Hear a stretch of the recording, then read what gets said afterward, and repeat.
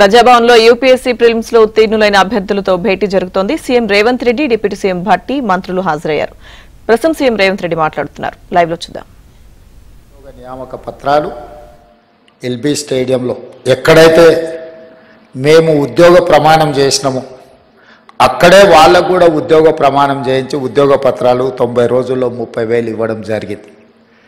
దీన్ని బట్టి తెలంగాణ నిరుద్యోగ యువత ఈ ప్రభుత్వం యొక్క ప్రాధాన్యత ఏందో అర్థం చేసుకోవాల్సిన అవసరం ఉన్నది. అదేవిధంగా మీకు అందరికీ తెలుసు, తెలంగాణ రాష్ట్రం ఏర్పడిన తర్వాత 10 సంవత్సరాలలో ఇచ్చిన ఏ నోటిఫికేషన్ కూడా ఇచ్చిన సమయానికి పరీక్షలు నిర్వహించిన సందర్భమే లేదు. దానికి కారణం ఏదైనా అయి ఉండొచ్చు, వాళ్ళ ఆలోచన విధానాలు ఏమైనా ఉండొచ్చు.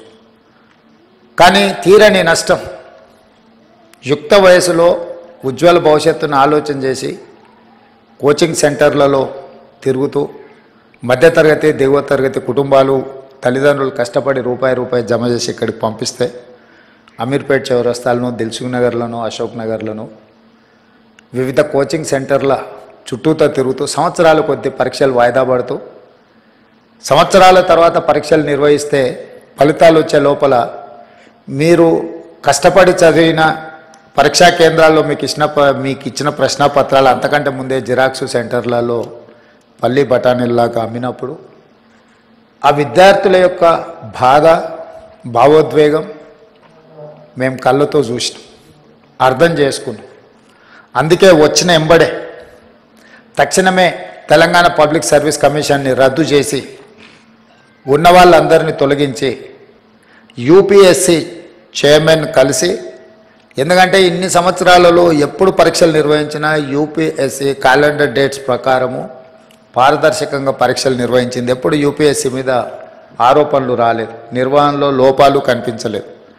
అందుకే తెలంగాణ రాష్ట్ర ప్రభుత్వం ముఖ్యమంత్రిగా నేనే స్వయంగా యూపీఎస్సీ చైర్మన్ వాళ్ళ ఆఫీస్కి వెళ్ళి కలిసి అక్కడ మన అధికారులందరినీ, చీఫ్ సెక్రటరీ గారితో సహా అందరినీ తీసుకెళ్ళి అక్కడ అధికారులతో సంప్రదించి తెలంగాణ పబ్లిక్ సర్వీస్ కమిషన్ను కూడా కంప్లీట్గా పునర్వ్యవస్థీకరించి యూపీఎస్సీ తరహాలో మార్పులు చేసి ఎంబడే నోటిఫికేషన్స్ ఇచ్చినాం.